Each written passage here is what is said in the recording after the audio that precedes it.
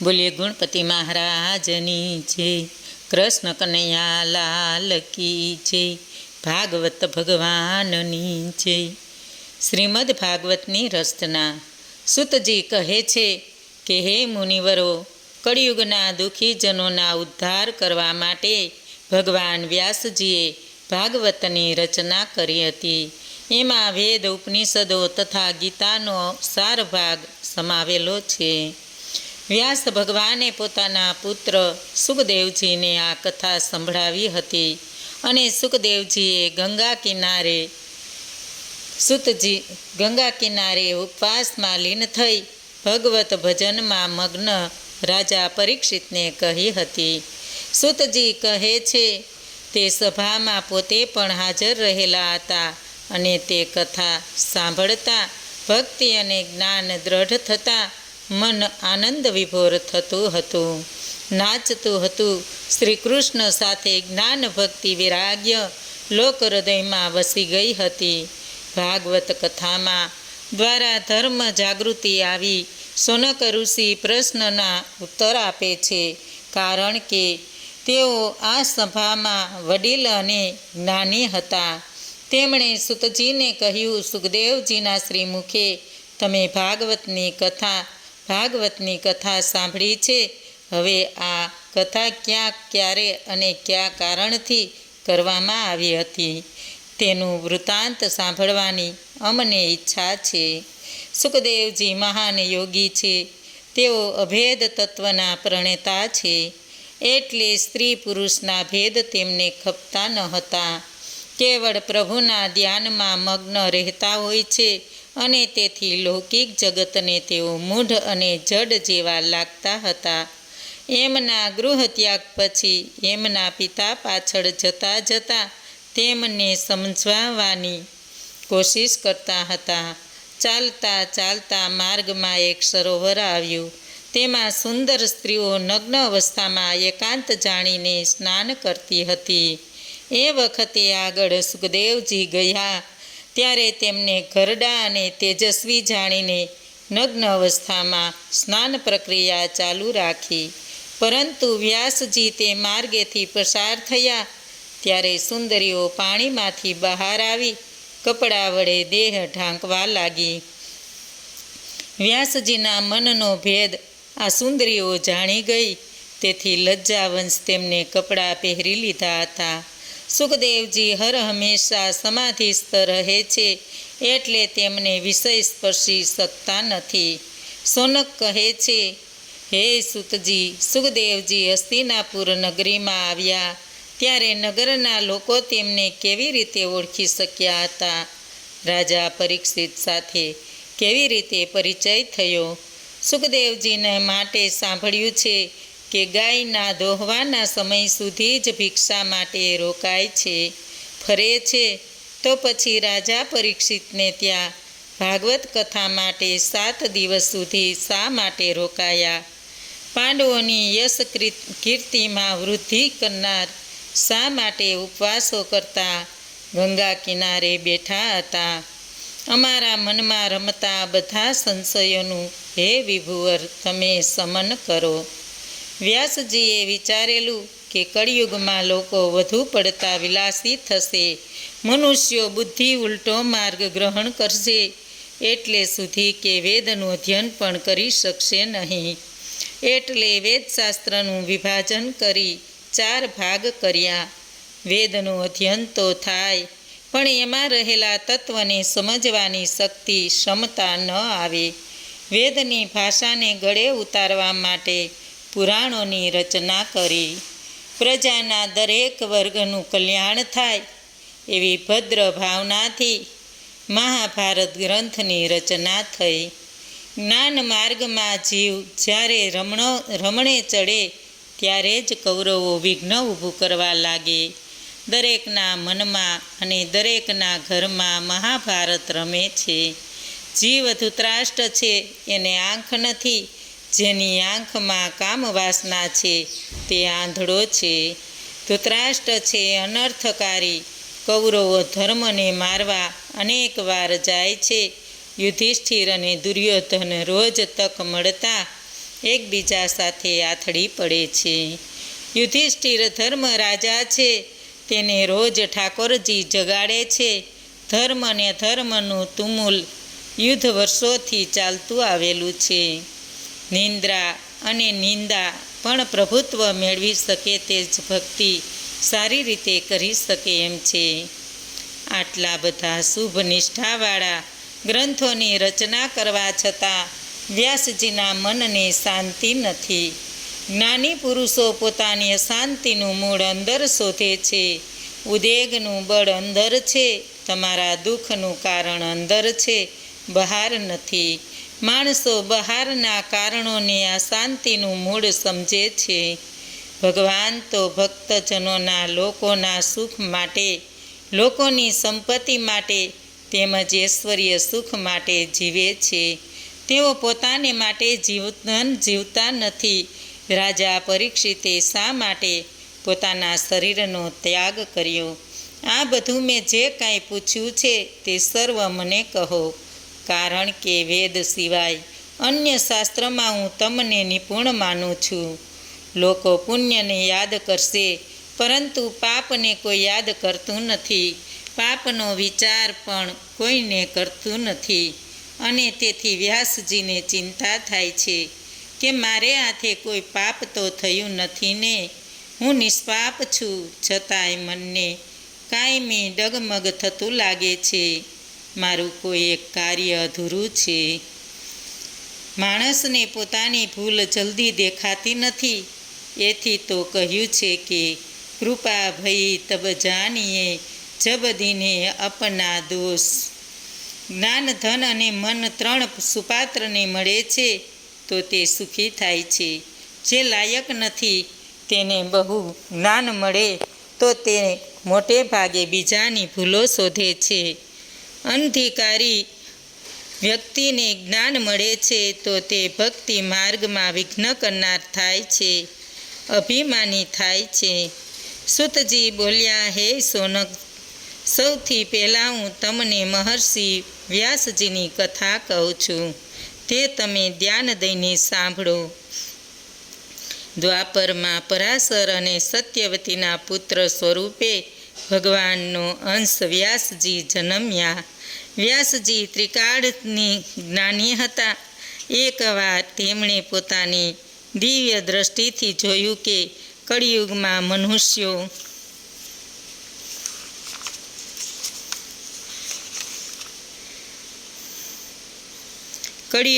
મનુષ્યો દુર્બુદ્ધિ થશે, તેમનામાં શ્રદ્ધાનું અંશ નહિવત રહેશે. આમ વિચારીને તેમણે વેદના ભાગ કર્યા અને પુરાણોની રચના કરી. પણ મન અશાંતિ અનુભવતું હતું. તેથી આત્મનિરીક્ષણ કરતા એકાંતમાં નદી કિનારે આવી લાગ્યા. અહીં તેમણે નારદજીનો ભેટો થયો. નારદજી હરિકીર્તન કરતા હતા. શ્રી કૃષ્ણ ગોવિંદ હરે મુરારી, હે નાથ નારાયણ વાસુદેવાય. નારદજીને જોતા વેત જ વ્યાસજી પોતાની જગ્યાએથી ઊભા થઈ ગયા અને તેમનું ભાવભીનું સ્વાગત કરી પૂજન કરીને આસન પર સ્થાપિત કર્યા. વ્યાસજીનું મન ખિન્ન વદન જોઈ નારદ બોલ્યા, શા કારણે મન ઉદાસીન છે? વ્યાસજીએ કહ્યું, હે મહાનુભાવ, મેં સર્વ ધર્મશાસ્ત્ર વાંચ્યું છે, સમજ્યો છું અને મનન કર્યું છે. સનાતન ધર્મ અંગેના પણ વિચારો કર્યા છે, છતાં મનને સંતાપ નથી. હું ધર્મના ગૂઢ રહસ્યને સમજી શક્યો નથી. તમે અમાપ જ્ઞાનીની રાશિ છો. તમે પરમાત્માની કૃપાને લીધે સર્વગુપ્ત રહસ્યને જાણવાની ક્ષમતા ધરાવો છો. માટે મારા મનનું સમાધાન થાય તેવો રસ્તો બતાવો. નારદજીએ કહ્યું, હે મુનિશ્રેષ્ઠ, તમે તો મહાભારત જેવા મહદ ગ્રંથનું નિર્માણ કર્યું છે. ધર્મ, અર્થ, કામ અને મોક્ષના જ્ઞાતા છો, પરંતુ તમે ભગવાન વાસુદેવનું યથાર્થ વર્ણન કર્યું નથી. ભગવાનના ગુણ અનુવાદ કરવામાં જે નાનાવિધિ ભાષા દોષ રહી જાય છે તે શ્લોકના ભાષાંતરમાં અર્થભેદ ઊભો થાય છે. તેથી પણ કલેશકર વાર્તાવરણ પ્રસારિત થવાને કારણે મળે છે. જો કે ગ્રંથની રચના મનુષ્યના પાપનો નાશ કરે છે, પરંતુ એકલાનું જ્ઞાન શું કરે? ભક્તિ વગરનું કર્મ શૂન્યતા લાવે છે. માટે હે મુનિવર, તમે સત્યના સક્ત જીવ, પવિત્ર, પરાયણ અને આશદ્રષ્ટા છો. માટે હવે તમે ભગવાનની લીલા અમને કહો. ભગવાનની લીલાની વાત માનવનું કલ્યાણ કરે છે. ભક્તનું કોઈ દિવસ અમંગળ થતું જોયું નથી. ભલે ને તે નીચ વર્ણનો હોય તો એ તેને જીવન પછી મોક્ષ મળે છે. ભગવાન તો મનની શુદ્ધતા જુએ છે. દાનવ, રાક્ષસો અને શૂદ્રો પણ ભગવાનની પ્રસન્નતા મેળવી શકે છે. તો તમે ભક્તજનો છો, જ્ઞાતા છો અને ભગવાનને જાણો છો. ભગવાનને તો સ્પષ્ટ રૂપે કહી દીધું છે કે જે નિત્ય મારું સ્મરણ કરે છે, મારામાં જ લીન રહે છે, તેની દાસી મુક્તિ બને છે. માટે એકવાર પ્રેમથી બોલો, ગોવિંદ ગોવિંદ ગોવિંદ હરિ, રાખો લાજ હમારી રે. નારાયણ નારાયણ નારાયણ પ્રભુ, નારાયણ નારાયણ નારાયણ. નારદજીની વીણામાંથી નારાયણનો નાદ નીકળ્યો છે. નારદજીની આંખો બંધ થઈ ગઈ છે. વાતાવરણ શાંત મધુર થઈ ગયું છે. નારદજી કહે છે, હે મુનિવર, આ સંસારના નારાયણનું રૂપ છે. જીવ માત્ર નારાયણ સ્વરૂપ છે. તમે પોતે આ સંસારના કલ્યાણ માટે જન્મ લીધો છે. માટે હવે મુકુંદ માધવનું નામ લ્યો. મુકુંદ માધવ બોલો રે જીવલડા, મુકુંદ માધવ બોલો. વ્યાસજી, તમે તો મહાભારત જેવા ગ્રંથની રચના કરી છે. તેમાં શ્રી કૃષ્ણનું ચરિત્ર તમે લખ્યું છે. ત્યાં તમે ધર્મ અને સદાચારને મહત્ત્વ આપેલું છે. ભક્તિને ગૌણ સ્વરૂપ આપ્યું છે. કળિયુગના શ્રી કૃષ્ણની કથા અને શ્રી કૃષ્ણ કીર્તન વગર ઉદ્ધારનો અન્ય કોઈ માર્ગ નથી. પરમાત્માની લીલાનું ગાન તથા કથા પ્રેમપૂર્વક કરો તો આપની જીવનમાં શાંતિ અવશ્ય મળશે. વ્યાસજીની જ્ઞાની સંત છે, એમ છતાં પોતાને નિર્દોષ માનતા નથી.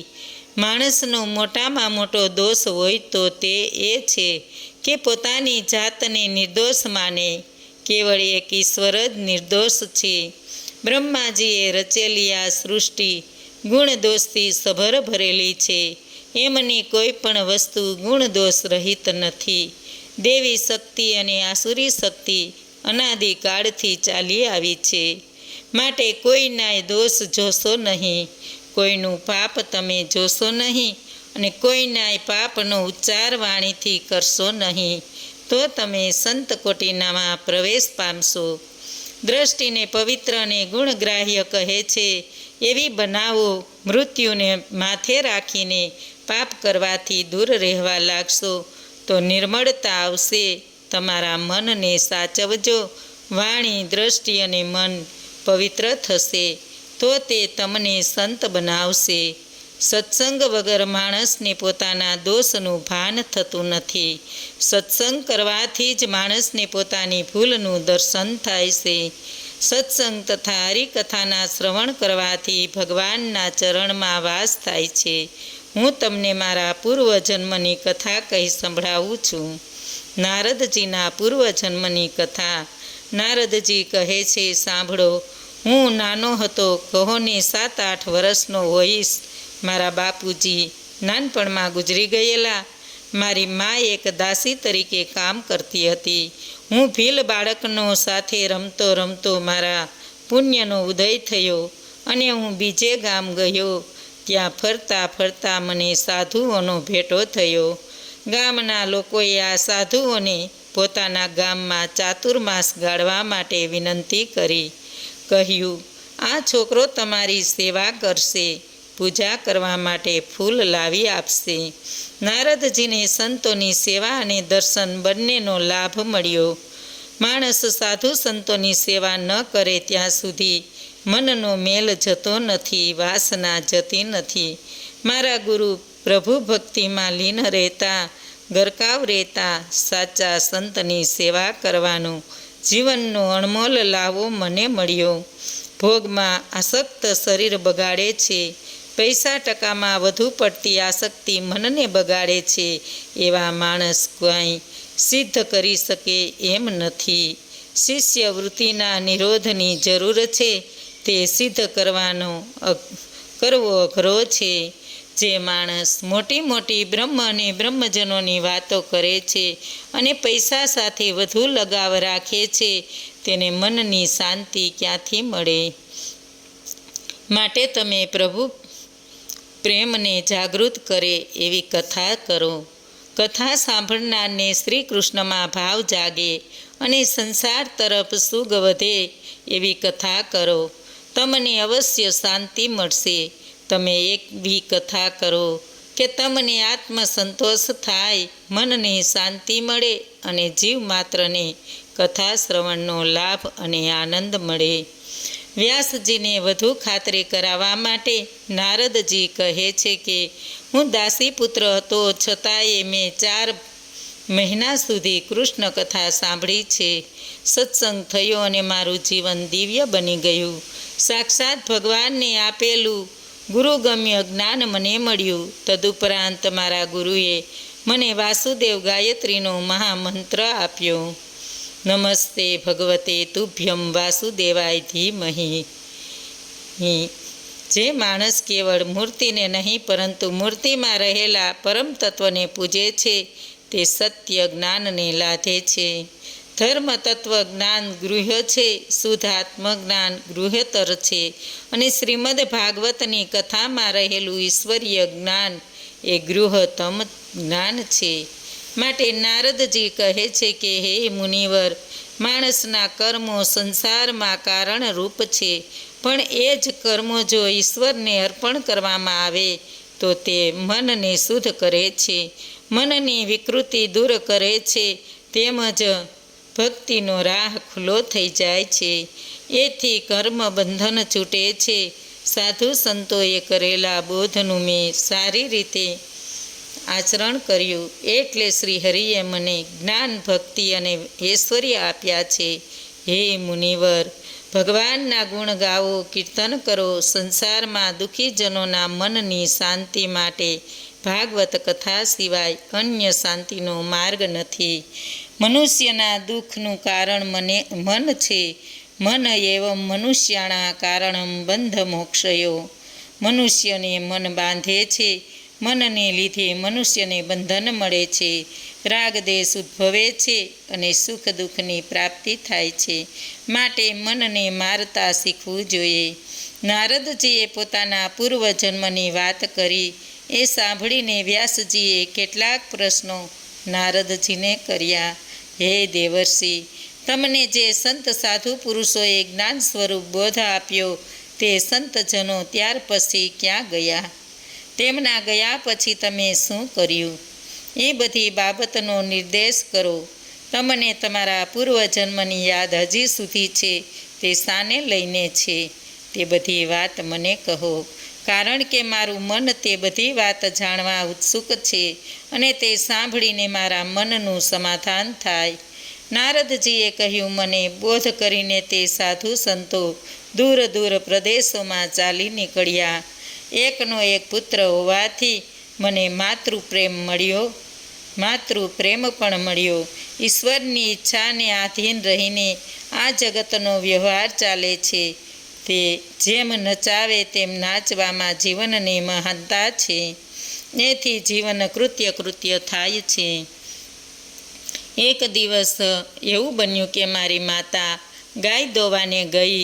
ત્યાં પાસે આવેલો સાપ મારી માતાને કરડ્યો. સાપના કરડવાથી મારી માતા મરણ પામી. હું તો નાનો બાળક હતો. ભગવાનને મારા જીવનનું કલ્યાણ કર્યું છે એમ મેં મનથી માની લીધું. ત્યાર પછી મેં એકલાએ ઉત્તર દિશા તરફ પ્રયાણ કર્યું. ગામડા, નગરો, મોટા શહેરો, જંગલો, વેરાન પ્રદેશો અને નદી નાળા ખૂંદતા આગળ ધપ્યે જ જતો હતો. એક નિર્જળ જંગલમાં બહુ ભૂખ લાગી. પાસે જ પાણીનું ઝરણું હતું. તેમાં મેં સ્નાન કર્યું. દેહનો થાક ઉતાર્યો, પાણી પીધું. પાસે જ એક પીપળાનું ઝાડ હતું. તેની છાયામાં બેસી મેં પરમાત્માનું ભજન કરવા માંડ્યું. પ્રભુના ધ્યાનમાં લીન. આંખો બંધ હતી. આંખમાં ખૂણામાંથી આંસુની ધારા વહેતી હતી. પ્રભુએ તે વખતે મને દર્શન આપ્યા. આનંદના ત્રેકમાં મારું મન ભાવ વિભોર થઈ ગયું. સમાધિ અવસ્થા છૂટી ગઈ. જોઉં છું તો પ્રભુ દેખાતા નથી. મન હૈયું દુઃખી થયા. હાથ વેતાવેલા ભગવાન ઝાંખી કરાવીને ભાગી ગયા એનું દુઃખ મનમાં થયું. ભગવત સ્મરણ કરતાં કરતાં હું 12 વર્ષ સુધી અનેક તીર્થોમાં ભ્રમણ કરતો રહ્યો. ગંગા કિનારે આવ્યો. ગંગા સ્નાન કર્યું અને એક પીપળાના ઝાડ નીચે બેઠો. જપ કરતો ગયો. જપ કરતાં કરતાં ધ્યાન લાગી ગયું. ગુરુદેવે મને કહ્યું હતું કે બહુ તપ કરજે, તપ કરવાનું છોડીશ નહીં. પ્રભુ તને દર્શન આપે તોય જપ તો છોડતો જ નહીં. ગંગા કિનારે એક ધારો 12 વર્ષ સુધી રહ્યો. મનમાં ભાવના રહેતી કે શ્રી કૃષ્ણ મારી સાથે જ છે. પૂર્વજન્મના પાપ બહુ હોય તો પ્રભુના દર્શન વિલંબે કરીને થાય છે, પરંતુ એની સાથે મને શ્રદ્ધા હતી કે એક દિવસ મને જરૂર બાળકૃષ્ણના દર્શન દેશે જ. ભાવનામાં મને ઈશ્વર દેખાયા છે, પરંતુ પ્રત્યક્ષ દર્શન થતા નથી. માટે તો ઈશ્વરના પ્રત્યક્ષ દર્શન કરવા છે. મને થતું કે ઈશ્વર મને ક્યારે મળશે. ઈશ્વર દર્શનની તાલાવેલી જાગી અને એક દિવસ ઈશ્વરની કૃપા થઈ. ધ્યાનમાં હતો. મારી સાથે સુંદર સુંદર નીલો પ્રકાશ દેખાવા લાગ્યો. પ્રકાશને જોઈ હું જપ કરતો હતો ત્યાં બાળકૃષ્ણનું સ્વરૂપ પ્રગટ થયું. બાળકૃષ્ણના મનોહર સ્વરૂપની ઝાંખી મારી દ્રષ્ટિ સમક્ષ હાસ્ય કરતી ઊભી હતી. જોઉં છું કે કૃષ્ણ કસ્તુરીનું તિલક કપાળ પર કરેલું છે. છાતી પર કૌસ્તુભફણીની માળા દેખાય છે. નાકમાં મોતી છે. આંખ પ્રેમ વિભોર લાગે છે. હું તેમને જોઈ રહ્યો અનિમેષ દ્રષ્ટિએ. મને જે આનંદ થયો તે આનંદ વ્યક્ત કરવાની શક્તિ મારી વાણીમાં દાખવી શકી નહીં. મને થયું લાવ દોડું એની પાસે જાઉં અને તેને પ્રણામ કરું. અને હું ત્યાં વંદન કરવા ગયો કે ઈશ્વર બાળકૃષ્ણ ત્યાંથી અદૃશ્ય થઈ ગયા. એટલામાં ભગવાનની કૃપા થઈ. આકાશવાણી થઈ. મધુર વીણા વાગતી હતી. આ જન્મમાં તને મારા દર્શન ન થાય, કારણ કે તું પૂર્ણ નથી, તું અપૂર્ણ છે. મેં તને દર્શન દીધા એટલા માટે કે તારી ભક્તિ મારામાં દ્રઢ થાય. સંત સાધુજનોની તે બહુ સેવા કરી છે. એ સેવાની સુવાસ હવે તને મળશે. બુદ્ધિ નિર્મળ થશે. હું તને વરદાન આપું છું કે પૂર્વજન્મની વિસ્મૃતિ તને ન થાય. ઈશ્વરની આકાશવાણી સાંભળી મારું મન પ્રસન્ન થયું. ભાવના આવેશમાં પ્રભુના દર્શનને મેં ગુમાવ્યા તેનો વસવસો હતો. આકાશવાણીએ મારા અંતરને શુદ્ધ કર્યું. મને અંતરની જાગૃતિ આપી. જ્યાં જાઉં ત્યાં હરિ સિવાય કશું દેખાય નહીં. હરિ હરિ બોલ, હરિ હરિ બોલ, હરિ હરિ બોલ, હરિ વિઠ્ઠલ બોલ. હરિના આદેશ પ્રમાણે વર્તન કરવાને મેં નિર્ધાર કર્યો. પ્રભુનું સ્મરણ કરતાં કરતાં હું મૃત્યુલોકમાં આવ્યો. મારી બુદ્ધિ, વાણી અને મન પ્રભુના શ્રી કૃષ્ણમાં લીન થઈ ગયા. પ્રારબ્ધ બળે કરીને આ નાશવંત દેહ છૂટ્યો અને ત્યારે ભગવાને મારા પર કૃપા કરી મને પોતાનામાં કાયમને માટે સ્થાપિત કરી દીધો. એ કલ્પ પૂરો થયો અને હરિના 3 લોકને સામેથી લઈને ક્ષીરસાગર પર શયન કરવા લાગ્યા. ત્યાર પછી 1000 યુગ પછી ભગવાન યોગ નિંદ્રામાંથી જાગૃત થયા. બ્રહ્મદેવે આ દુનિયા ત્યજી દેવાનો સંકલ્પ કર્યો. ત્યારે મરીચી અને અન્ય ઋષિઓ સાથે હું ઉત્પન્ન થયો. મહાવિષ્ણુની કૃપાને લઈ હું 3 લોકમાં સ્વેચ્છાપૂર્વક વિહાર કરતો રહું છું. પ્રભુએ મારા પર પ્રસન્ન થઈ મને એક વીણા આપી છે. આ વીણા જાતે જ જુદા જુદા રાગ આલેપે છે. 7 સ્વરોના સંયોજન સાથે હું પ્રભુના ગુણગાન કરતો ફરું છું. પ્રભુના ખુલ્લા મનથી ગુણગાન કરવાથી ભક્તજનોના મનને શાંતિ મળે છે અને એકે સંધાતા ભાવ, રાગ અને તાલની એકતા તન્મન્યતા તાણી લાવે છે અને ભગવાનને દર્શન દેવા આવવું પડે છે. સંસારના તાપને લઈ તપેલું મન પ્રભુના દર્શનથી પ્રભુમાં લઈ પામે છે. યોગ નિંદ્રા ચિત્તને એક કરે છે અને ભક્તિ સહજ સુલભ બને છે. કથા સાંભળવાથી ભક્તિને બળ મળે છે અને ભગવદ ભાવના જાગે છે. ભગવદ ભાવના સગુણ રૂપની કથા સંભળાવવાથી મનમાં શૂન્યતાનો અનુભવ થવા લાગે છે. સાત્વિક ભાવ જાગૃત થાય છે. ધીમે ધીમે ભક્તિની ભૂમિકા એવા ઉચ્ચ પદે પહોંચે છે કે બ્રહ્મ સ્મરણ કરતા જીવ પ્રભુમય થઈ જાય છે. સમુદ્રમાં એક ડૂબકી મારવાથી કોઈ રત્ન મળી જતા નથી. વારંવાર ડૂબકી મારતા રહો તો એકાદ વાર રત્ન મળી જાય. મને રસ્તામાં જ કોઈક લાયક જીવનો ભેટો થઈ જાય છે. રસ્તામાં મને ધ્રુવ મળ્યા, રસ્તામાં મને પ્રહલાદ પણ મળ્યા. એ બધાને હું પ્રભુ પાસે લઈ ગયો. આવા ભક્તજનો મને મળે છે તો હું તેમને પ્રભુ પાસે લઈ જાઉં છું. સત્સંગમાં મેં ભાગવત કથા સાંભળી. શ્રી કૃષ્ણની કથા સાંભળ્યા પછી મેં કૃષ્ણ કીર્તન કરવા માંડ્યું અને પ્રેમ લક્ષણા ભક્તિ પુષ્ટ થઈ. હવે જ્યારે મને ઈચ્છા જાગે છે ત્યારે બાળકૃષ્ણ દર્શન દે છે. શ્રી કૃષ્ણ મારી સાથે નાચે છે. નામદેવ મહારાજ પણ મારી સામે કીર્તન કરે છે. ત્યારે શ્રી વિઠ્ઠલનાથજી મારી સામે નાચે છે. મારા ઠાકોરજીનું કામ તન્મન્યતાથી કરું છું. તેથી જ હું ભગવાનને બહુ વાલો છું. કીર્તન કરવામાં જો સંસારનું ભાન ભૂલી જવાય તો જ પ્રભુના આનંદનું રહસ્ય સમજાય. કીર્તન કરવાથી જીવ સંસારથી અલગ એક નવો જ સંબંધ પ્રસ્થાપિત કરે છે અને ભગવાન સાથેની સાયુજ્ય સંબંધ બળવંતર કરે થાય છે. આ કળિયુગમાં સ્વરૂપ સેવા જલ્દી ફળ આપે છે, માટે સગુણ સેવા કરો.